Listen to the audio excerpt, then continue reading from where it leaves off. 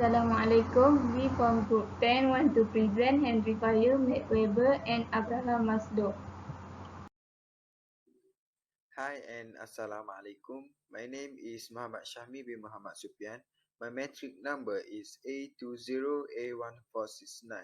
I want to discuss about Henry Fayol and Max Weber related to general administrative approach to management.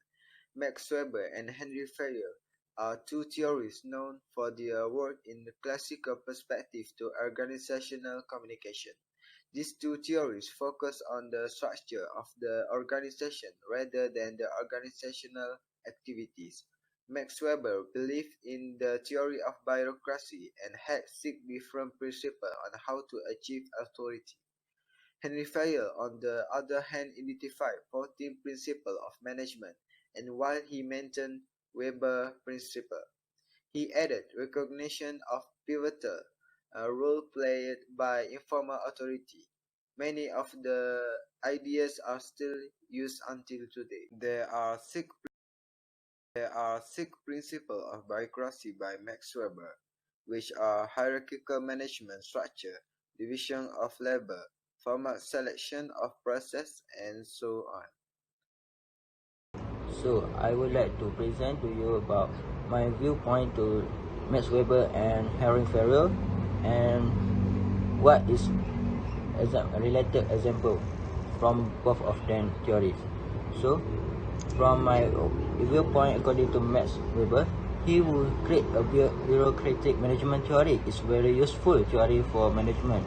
It's because this bureaucratic management theory is relevant today than when he first wrote about it in 1905. Bureaucratic management theory very suitable to apply in business activity in Malaysia.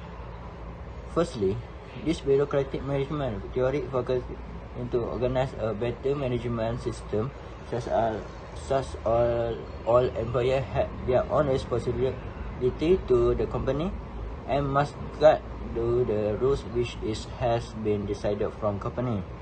If all employees are responsible to do their own work, probability to company success is high because all work that has been separate for each department and easy to them focus to their own work.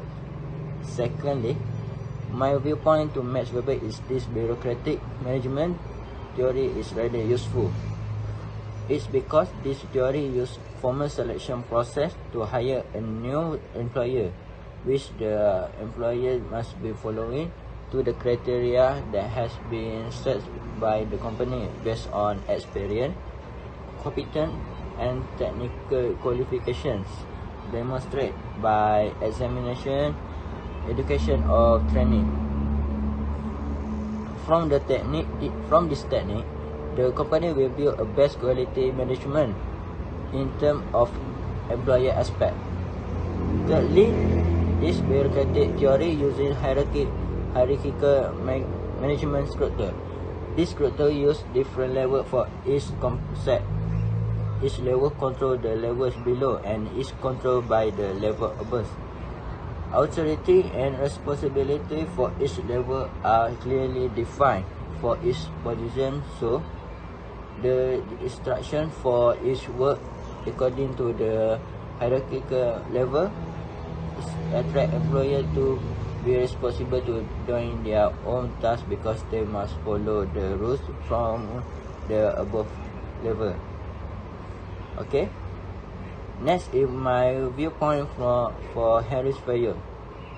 From my viewpoint, according to Henry Fayol, the management system that he created is very simple but very effective to all business. Firstly, this theory applied a planning concept for basic in business. This concept very useful because the company can create a plan to target more customers, a promotion planning, and so on. Secondly, this theory uses a leader or supervisor for each department to guide or command some employees to do the task. If there are more than one leader, that might be confusing to employers to follow the instruction. From this concept, the instructions of its tasks are more detailed and easy to work with. Thirdly, this theory uses experience the scope principle, which is this principle focusing to manager who is responsibility to give some motivation and guidelines to employers. Developing trust and mutual understanding will lead to positive outcome and work environment. So what is my related example? Nowadays, one of ASEAN, Malaysia is a more small built country, but the economy and business that progressing is growing fast. It's because Malaysia had applied the most effective management concept. According to the Max Weber's theory, mostly some companies in Malaysia are still using hierarchical management structure because this structure is very useful to the company that produce a daily product or using many employees in production activities. While Henry Fayol's theory, they are also applied to the company because the theory more to be strategic and for organization. According to the Henry Fayol's theory, they have 5 functions that we use in Malaysia company. They are planning, organizing, staffing, leading, and controlling. This function will be leading from managers, and every leader department be by attend meeting and do some discussion about company. Therefore, for the both theory is very useful until today for management in company to help them achieve the company targets. That's all from me. Thank you. Assalamualaikum and hi, my name is Muhammad Alif Murabil Luqman. So now I will present about the advantages and disadvantages if we apply Max Weber and Henry Fayol management concept. Okay, first of all, advantages Max Weber is the organization will do division or work specialization. Okay, next is a clear hierarchy and authority. Next is a practice of rule and procedure. And next is no bias, which is be fair and square. And lastly is a promotion based on performance. Okay, it's not based on our qualify, but it's based on performance. Okay, next is disadvantages of Max Weber. First is the cost of limiting the workers to grow and evolve because they focus on one work only. So and next is evolve many stages in decision making. Okay, next is need a lot of staff. This is because they need to fill every available position in the company. Okay, and lastly is more emphasizing the process rather than the work. Okay, now we will proceed to the advantages of Henry Fayol. Okay, first is to provide the language to communicate management theory and establish a foundation for management training. So every people in the world will easily to know the concept that the Henry Fayol wants to say in his concept, his management concept.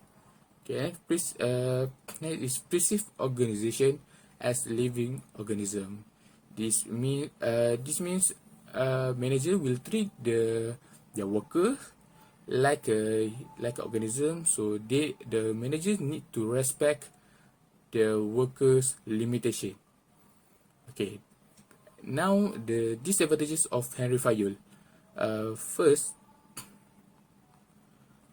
it put planning and control of workplace activity exclusively in the hand of the manager. It means all in the manager only.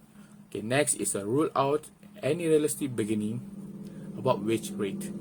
Okay, next is the principle describe a vision rather than reality because this concept is only based on the experience by Henry Fayol, not based on reality that we have to challenge or we need to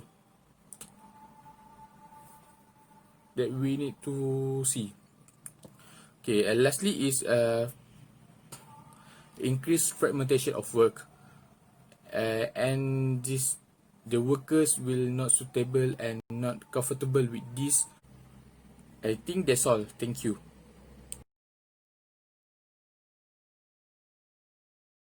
In conclusion, Max Weber and Henry Fayol are good administrators on their own way. They gave base to a modern administration. Doesn't matter if the enterprise is bureaucratical or classical, like vertical or horizontal enterprise. Fayol incorporated some of Weber's ideas in his theories. However, unlike Weber, Fayol was concerned with how workers were managed and how they contribute to the organization. He felt that successful organizations are therefore successful management were linked to satisfy and motivated employees. It is important for company to meet the motivational needs of the employees in order to make company grow.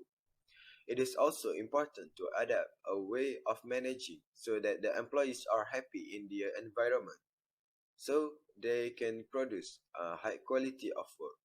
Traditional and current management theories are applied in the business environment by combining the different types to better serve the organization and the work environment. Depending on the type of business that the employee is in, we determine the type of management in the workplace, but the employer must always make sure that they meet the motivational needs of the employees in order to succeed. Indeed, these theories discussed here we are pioneers during the time, and likewise the emerging crop of management experts now are taking the views of these theories to next level. That's all from me. Thank you. Assalamualaikum warahmatullahi wabarakatuh. My name is Ulul Azmi bin Narani and my matric number is A20A2049. Firstly, I want to tell about Abraham Maslow. Abraham Maslow is a humanitarian psychologist, and he is a creator of the theory hierarchy Maslow. He put all human needs in the theory.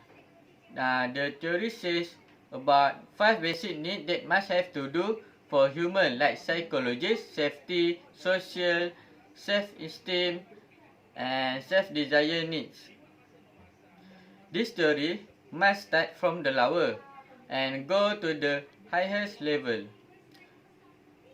Secondly, in my opinion, Maslow state all these principles must to achieve for human.